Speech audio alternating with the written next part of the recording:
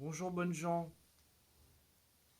Aujourd'hui, je vais vous parler de l'expérience de Solomon Asch. Je ne sais pas si vous avez entendu parler de ce monsieur qui était un psychologue du XXe siècle.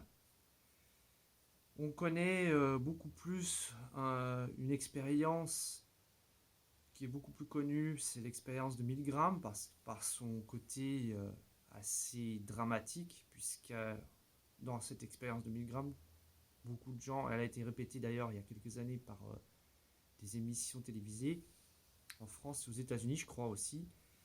Et on a mis en évidence que les gens sous influence d'une personne qui représente une autorité, dans l'expérience de Milgram, il s'agissait d'une personne en blouse blanche, un scientifique, qui intimait l'ordre à la personne testée d'infliger une punition à des personnes qui croyaient lui-même tester sur des tests de connaissances alors qu'en fait c'était des acteurs. On leur infligeait soi-disant une punition électrique. Et donc dans cette expérience de Milgram, un certain pourcentage de personnes, la majorité d'ailleurs, va jusqu'à outrepasser la demande de la part de l'acteur qui joue, le type qui se plante pendant le test de connaissances, à la demande d'arrêter l'expérience parce que les douleurs deviennent insupportables. Une majorité de gens dépassent ce seuil et certains vont même jusqu'à infliger une dose tellement importante qu'elle paraît létale. On connaît cette expérience. Celle du professeur Solomon Asch est moins connue. Elle a été publiée apparemment en 1956 et elle est assez, comment dire, révélatrice sur le comportement humain. Puisque on a mis des personnes, des étudiants, dans une situation de test soi-disant d'acuité visuelle. On leur faisait présenter un tableau d'une diapo, trois segments de grandeur différentes et à gauche il y avait un segment de référence. Et on demandait d'appuyer sur le bouton ou de donner la réponse A, B ou C, quel était le segment qui avait la longueur égale au segment de référence. Alors voilà, ça se commence comme ça. Et puis, en fait, ce que ne sait pas la personne testée, puisqu'il n'y a qu'une seule personne testée, et qu'il y a en général un nombre important, 7 à 9 personnes d'étudiants, de faux étudiants qui jouent en fait un jeu, qui sont des acteurs aussi. Et cette personne testée, pendant les premières réponses, les autres étudiants, soi-disant étudiants, répondent en fait la bonne réponse. Par contre, à partir d'un certain moment, des autres commencent à donner des fausses réponses. Et la personne testée, on regarde son comportement en fonction des autres. Si elle est la première à donner la réponse, en général, cette personne testée va donner la bonne réponse. Par contre, si on la fait passer à avant-dernier, par exemple, eh bien là, il y a un phénomène tout à fait important qui se produit, c'est que cette personne va tendre à se conformer à la réponse des autres. Et cela se produit dans 37% des cas, d'après l'étude qui a été publiée en 1956 par donc ce professeur Solomon Asch. Qu'est-ce que ça veut dire sur la situation actuelle? Eh bien, imaginez, je fais un peu, comment dire, j'essaye de mettre en abîme les deux études en question, sachant que l'expérience de Milgram est assez, comment dire, sujette à caution parce que il y a aussi un aspect éthique. Mais justement, elle est intéressante, elle est informative sur le fait que justement les gens ont l'air de se laisser influencer par des personnes dites d'autorité au point où elles en abandonnent leurs propres considérations éthiques. Eh bien, si vous avez dans une population, depuis un certain temps, on vous serine, par exemple, que le port du masque est non seulement nécessaire pour se protéger ou protéger les autres, mais voilà, qu'il est nécessaire de le porter parce que il faut empêcher la propagation d'une infection respiratoire virale, et même à l'extérieur, ou disons sur les lieux de travail, le lieu d'emploi et à l'école, pour les enfants, pour les élèves. Et si on vous répète ça à longueur de temps, et si ce sont les autorités officielles qui vous le répètent, quelle va être l'influence sur votre résultat, même si, sur votre comportement, même si, en fait, vous n'êtes dans votre fort intérieur pas tellement sûr que cela, que le port du masque soit absolument nécessaire. Et en plus, donc, il y a un phénomène de pression sociale, c'est-à-dire que vous entrez dans un magasin et tout le monde porte le masque. Vous entrez dans un transport en commun et tout le monde porte le masque. Vous allez dans la rue, où maintenant à Paris apparemment et dans beaucoup de villes de France, on a décrété que le port du masque était obligatoire et tout le monde porte le masque. Qu'est-ce que vous faites? En plus, il y a l'injonction donc des personnes d'autorité qui sont les représentants de l'État, les policiers, etc. Maintenant, beaucoup de gens se mêlent de vérifier que les autres portent leur masque et commencent à dire oui, vous devriez porter votre masque, etc. Et c'est ce qui arrive forcément. Quelle va être l'influence sur votre comportement? Voilà. Toute la question, c'est de savoir si est-ce que les autres sont dans le tort ou est-ce qu'ils ont raison? Alors, il y a une pléthore d'études sur le port du masque. Il y en a qui font des études comparatives. Je vais citer par exemple l'étude qui a été publiée par la Royal Society à Londres, qui constate que à partir du moment, par exemple, où dans les pays asiatiques, où le port du masque est quand même assez largement répandu, notamment en phase épidémique, que quand on préconise à la population de porter le masque, qu'il y a moins d'infections. On constate une différence sur le nombre d'infections, le nombre d'entrées à l'hôpital. Par contre, rien que formellement, il y a d'autres études qui montrent que le port du masque a une efficacité très relative. Très relative. Et même peut avoir des complications. Et peut inclure justement des dangers. C'est-à-dire qu'il y a des études qui attestent que par exemple les personnels soignants qui portent assez souvent des masques chirurgicaux ont plus souvent des maux de tête par exemple, ou sont sujets à des coups de fatigue. Et dans certains cas peuvent même accumuler des infections respiratoires, par exemple bactériennes. La question est très difficile à régler. Les spécialistes de la question, professeur Drosten en Allemagne et certains spécialistes en France, ont préconisé au début de l'épidémie que le port du masque ne servait pas à grand chose. Si vous n'êtes pas malade vous-même, ça ne va pas vous servir à grand chose parce que de toute façon, il va y avoir des gouttelettes d'aérosol qui vont diffuser et qui passent à travers le masque ou qui passent à travers les masques ne sont jamais à 100%, il n'adhèrent pas complètement à la peau. Moi par exemple je porte la barbe, donc même si je porte un masque, il va y avoir des petites aspérités qui font que certaines effluves de mon corps vont quand même aller dans l'atmosphère.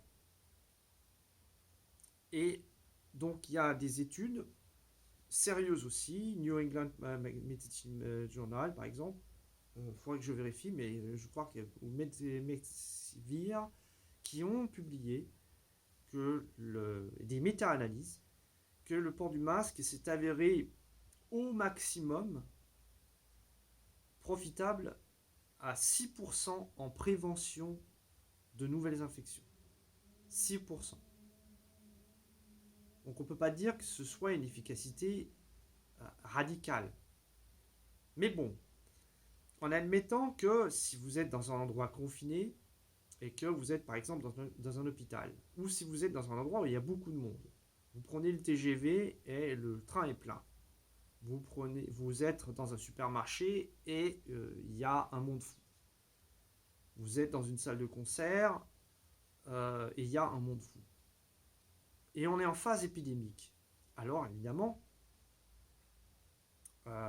principe de précaution, on va dire, il vaut mieux à ce moment-là recommander aux gens, étant donné que la distanciation sociale à ce moment-là en phase épidémique n'est pas possible dans certaines situations, on peut très bien imaginer que le port du masque fasse un sens, en tout cas prophylactique. Voyez, en tout cas, ça va retenir vos gouttelettes à vous, hein, les plus importantes, les plus lourdes. Ça ne va pas retenir les aérosols.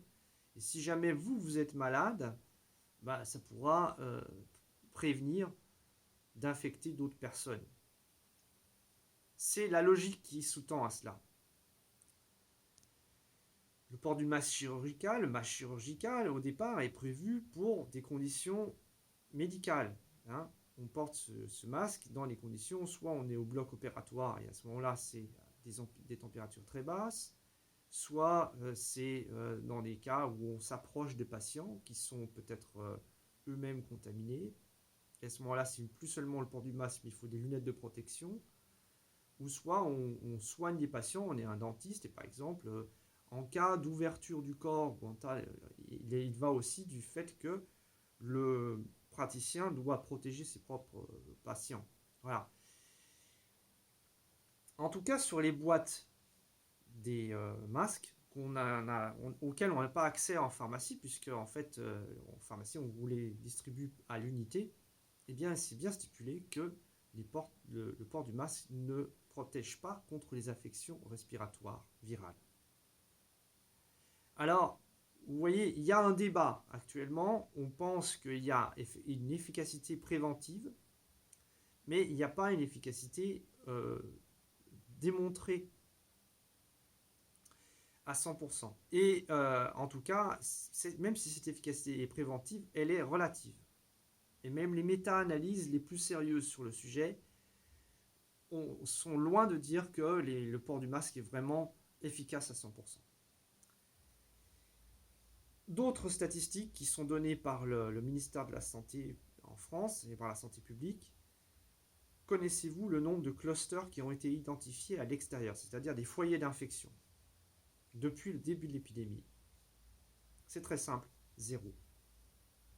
C'est-à-dire que si on vous inflige l'obligation du port du masque à l'extérieur, cette obligation du port du masque n'est fondée aucunement scientifiquement. Il n'y a absolument aucune preuve scientifique qui peut appuyer le fait qu'on vous oblige à porter le masque à l'extérieur. Je vous laisse un petit peu réaliser ça. Ensuite, on sait maintenant que on a beaucoup de tests qui sont faits, qu'à la période de la phase épidémique, qui est vérifiable sur les statistiques de l'INSEE, donc mois de mars et mois d'avril, un pic de surmortalité, on est vraiment à ce moment-là, et on peut penser qu'en mai aussi, peut-être jusqu'à début juin, on a eu un nombre de victimes plus important, mais en tout cas, mars et avril, c'est très net. La surmortalité est comparable aux années précédentes, elle est en hausse en France, en tout cas. En Allemagne, on n'en a pas eu de surmortalité. Mais en tout cas, là, à ce moment-là, il n'y avait pas de masque. Et donc, à ce moment-là, il aurait fallu peut-être emporter des masques.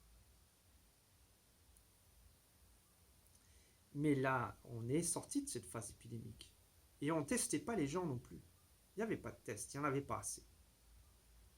le premier qui a fait des tests, et pendant un certain temps, il n'était pas pratiquement le seul en France, c'était le professeur Raoult à Marseille. Et puis maintenant, on teste 100 000 personnes par jour. Pour trouver quoi? Plusieurs milliers de cas testés positifs.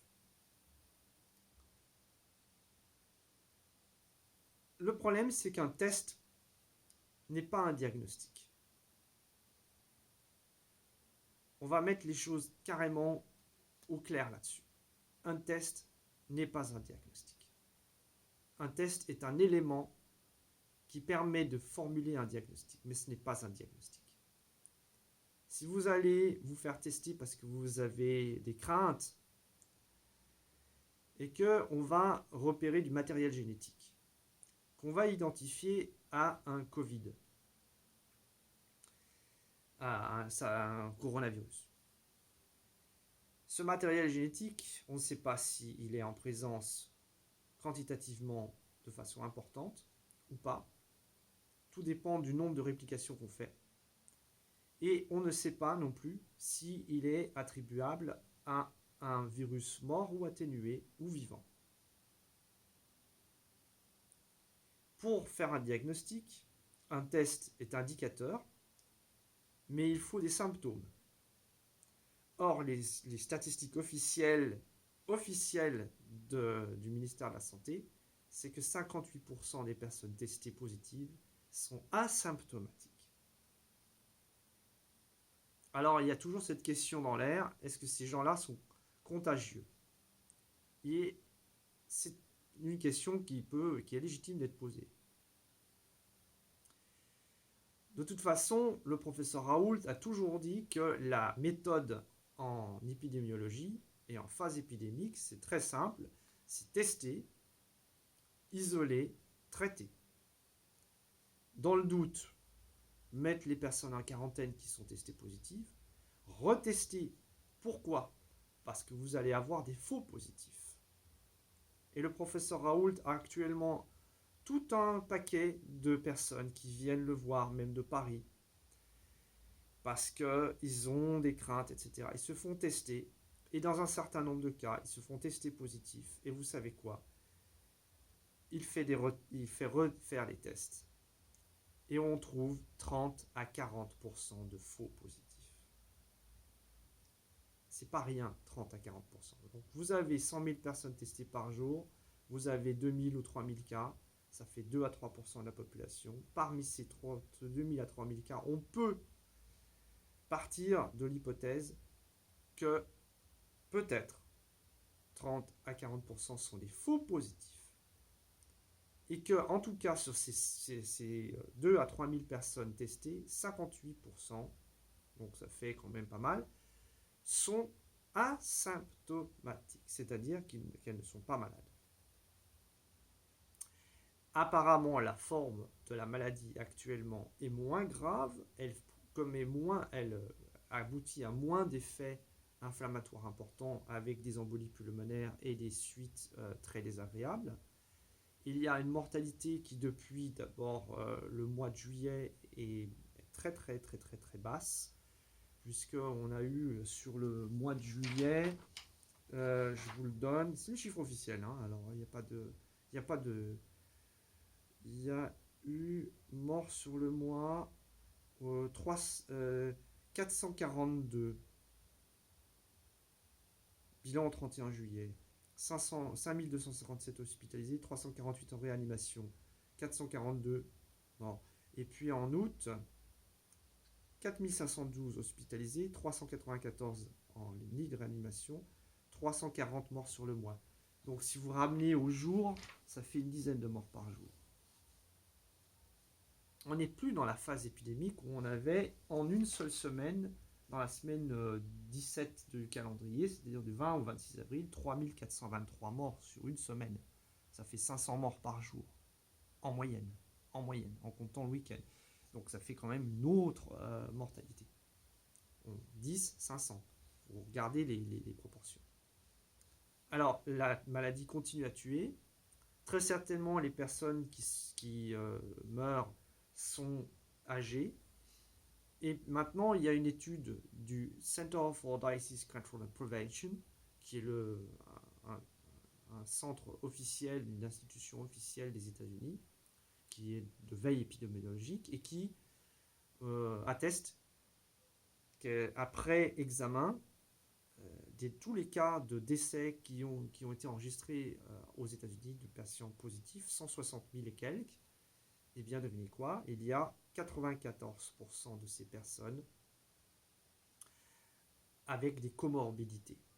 Le nombre des comorbidités est évalué à 2,6, c'est-à-dire en moyenne 2,6 comorbidités. En général, l'obésité, les maladies cardiovasculaires, il y a certaines personnes qui ont des cancers, il y a des personnes qui ont d'autres infections respiratoires. Donc vous voyez, 94% des gens meurent avec un test positif au Covid, avec une infection peut-être qui peut être liée au Covid, mais avec d'autres pathologies qui aggravent le Covid. Sans parler de la moyenne d'âge, bien entendu. Et 6% des personnes décédées, ça fait donc pour les statistiques américaines environ 9000 personnes, sur un pays qui fait 320 millions d'habitants, sont morts uniquement avec la cause liée au Covid. Je vous laisse réfléchir à toutes ces informations. Il faut, je pense, savoir mettre à plat toutes les informations pour avoir une idée éclairée de la chose, de la situation. Est-ce que cela nécessite, au vu de toutes ces données, l'obligation du port du masque dans les rues à l'extérieur, sachant que, par exemple, justement, les rayons ultraviolets tuent les virus, sachant qu'il y a un brassage d'air qui va faire que, même s'il y a certains aérosols qui se baladent dans l'air, ces aérosols vont être dispersés et donc la gravité de toute façon des infections dépend principalement de la charge virale que vous contractez. Donc c'est pas la même chose si vous restez 3 heures à un concert où vous êtes agglutiné avec des tas de gens qui chantent en même temps. D'ailleurs, les cas de cluster où il y a eu ce genre de choses, des chorales par exemple, où on a fait et là, par exemple, il y avait quasiment la totalité de la chorale, je crois que c'était aux États-Unis, une chorale d'une cinquantaine de personnes. Tout le monde a été infecté parce qu'il y avait un type qui chantait au dernier rang et qui a infecté toute la communauté, sauf les 7 qui étaient au premier rang. Donc, c'est bien une preuve. Si on reste longtemps au même endroit, confiné, et qu'il y a une personne à ce moment-là malade, c'est ce qu'on appelle un super spreader.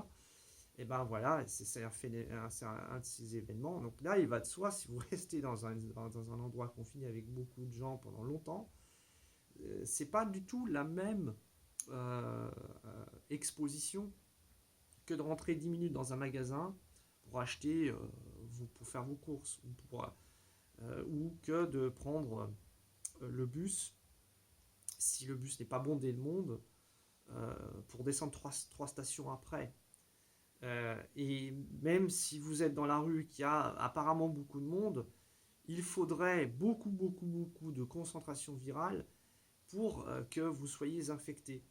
Et d'ailleurs, à ce jour, aucun foyer d'infection n'a été constaté à l'extérieur. Je rappelle cette donnée quand même. Donc, vous avez l'expérience de Solomon Asch, hein. Donc l'injonction, non plus cette fois d'autorité, mais du groupe, sachant que l'autorité vous donne une injonction quand même à obéir, hein, et pas des moindres, il y a une pression très importante, et en plus, l'injonction du groupe, hein, l'influence du groupe, et réfléchissez bien à tout cela. Moi, je vois le comportement des gens qui autour de moi, et je me pose des questions. Quand j'ai affaire à des gens qui sont censés avoir étudié, qui sont censés avoir justement appris à exercer leur esprit critique. Je ne vais pas nommer de nom, je ne vais pas nommer des situations, mais je pense à une situation concrète dans un entraînement sportif auquel j'ai participé puisque j'ai donné le cours hier.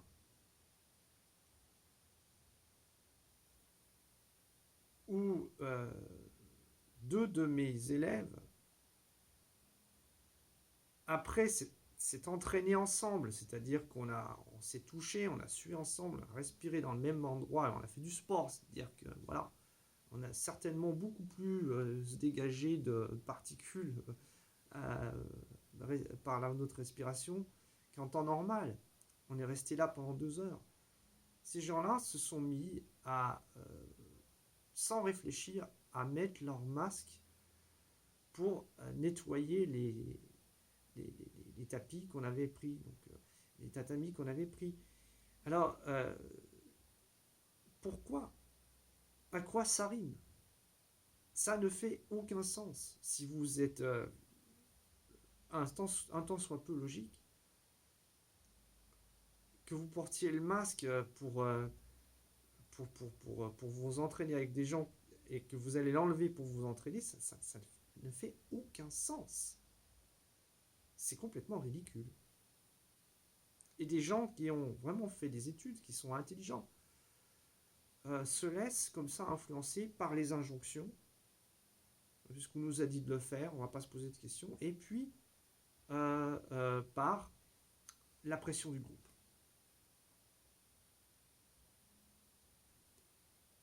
Donc, je vois le développement qu'il y a en France.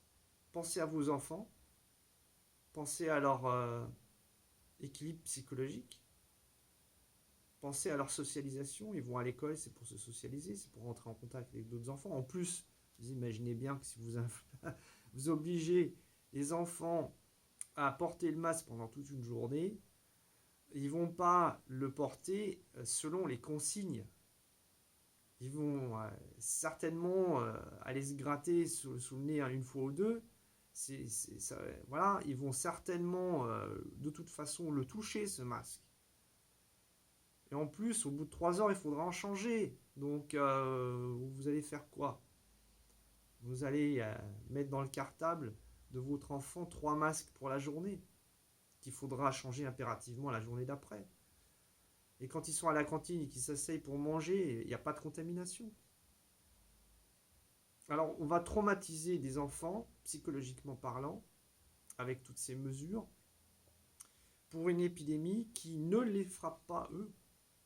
Et il y a une étude qui a été faite en Saxe sur 13 écoles où il y a eu des clusters, on a constaté des cas de Covid, 13 centres d'établissements scolaires, et on a fait les prélèvements, et on a constaté, vous savez quoi? Aucune transmission d'adulte à enfant, aucune transmission d'enfant à enfant, et une seule transmission d'un enfant avec ses parents, sur 13 établissements scolaires. Ce sont les chiffres officiels. Je ne les invente pas. Est-ce que ça mérite, dans une période où on est en fin d'épidémie, apparemment, personne ne peut prédire l'avenir, on ne sait pas ce qui va devenir après cet hiver, par exemple, mais pour l'instant, peu de morts, peu de personnes en réanimation, beaucoup de cas testés positifs, beaucoup d'asymptomatiques, des gens moins malades en moyenne, moins touchés, et on continue à vous intimer l'ordre de porter des masques à vos enfants, à vous-même dans la rue, à votre lieu de travail. Et qu'est-ce que vous faites? Vous obéissez. Les autres le font, alors vous le faites aussi.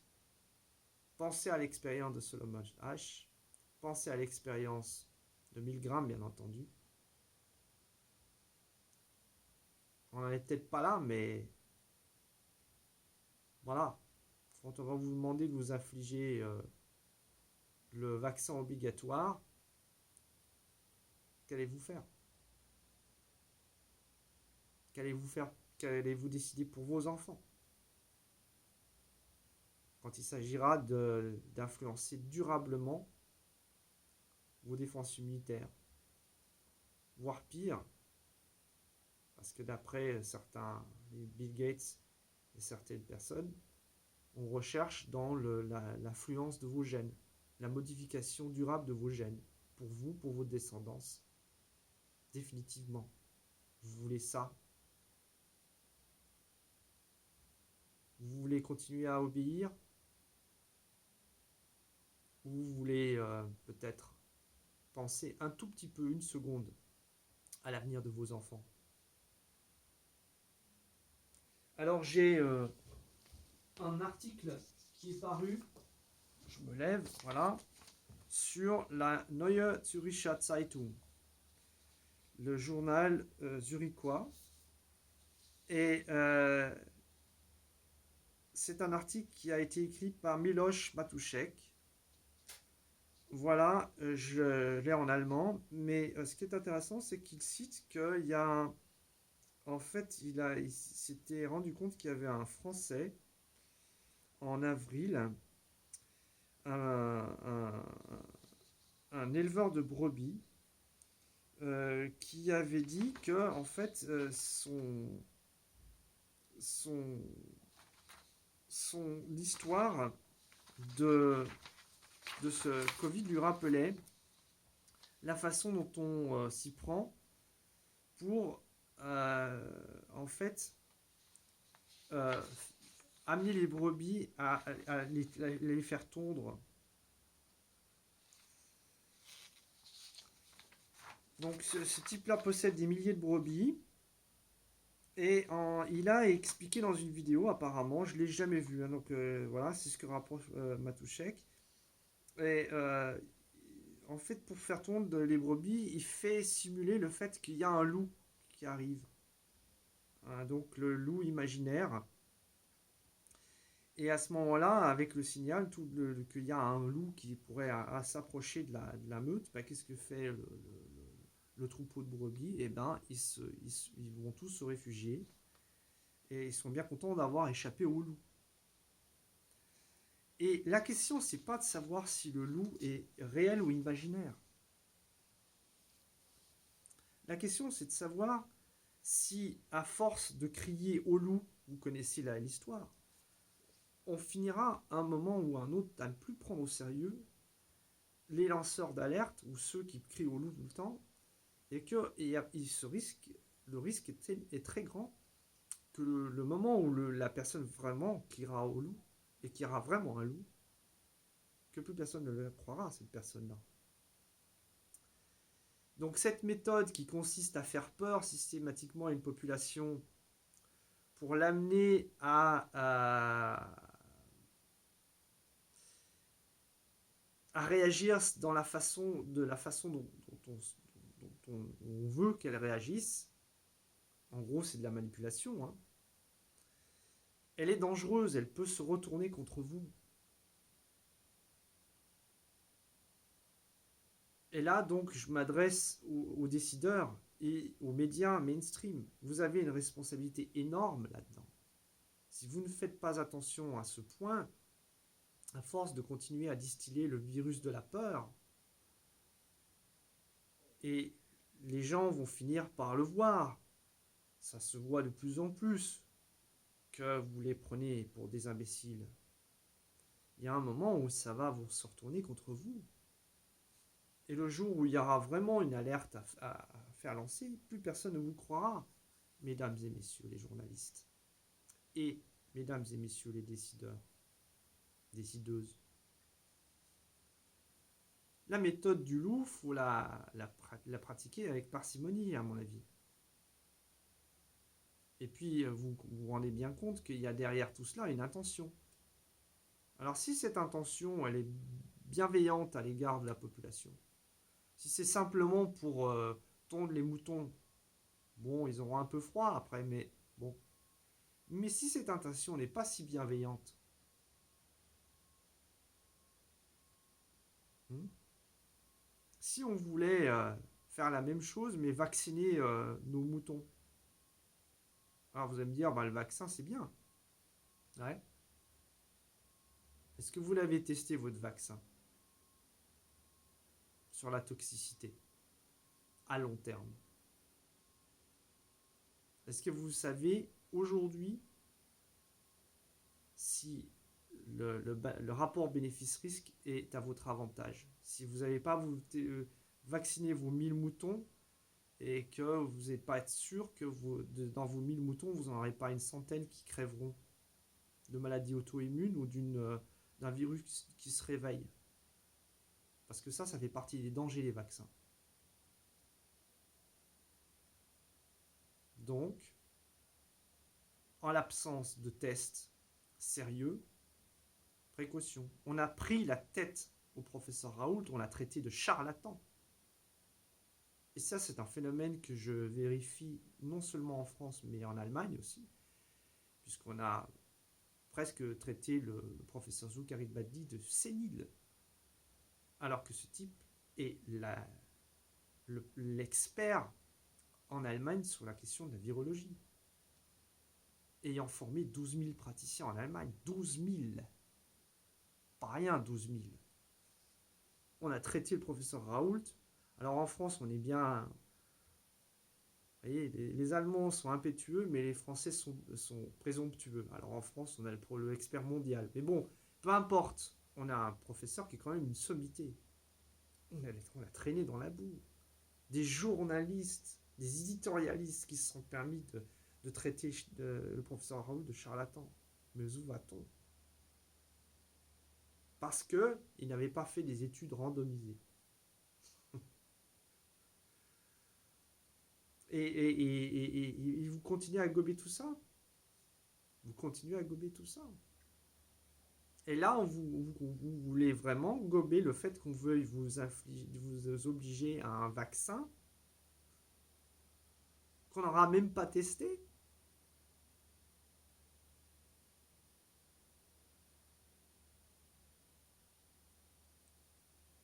Il serait temps que vous fassiez marcher vos cellules grises, hein, mesdames et messieurs les Français et les francophones. Parce que je ne m'adresse pas qu'aux Français, je m'adresse aux Suisses, je m'adresse aux Belges, je m'adresse à toutes les personnes qui comprennent le français. Faites marcher vos cellules grises. Je ne dis pas que nous sommes dans une situation de test, que tout cela ait été fait à dessein. Mais le fait est que, finalement, si on regarde, si on s'amusait à compter le nombre de personnes qui obéissent aux injonctions, on peut constater qu'on est dans une espèce de test en grandeur nature. C'est pas fait à dessein, mais le résultat est le même. On peut voir quel est le pourcentage de la population qui obéit aveuglément, sans se poser de questions. Et ça, moi, ça m'inquiète. Parce que parmi ces gens-là, il y a des gens qui sont cultivés, éduqués, et qui seraient censés réfléchir. Et vous avez mis votre cerveau en vacances, mesdames et messieurs. Je suis désolé de vous le dire. Mais c'est ça. Vous avez vraiment mis votre cerveau en vacances. Il serait peut-être temps de se réveiller. Hein.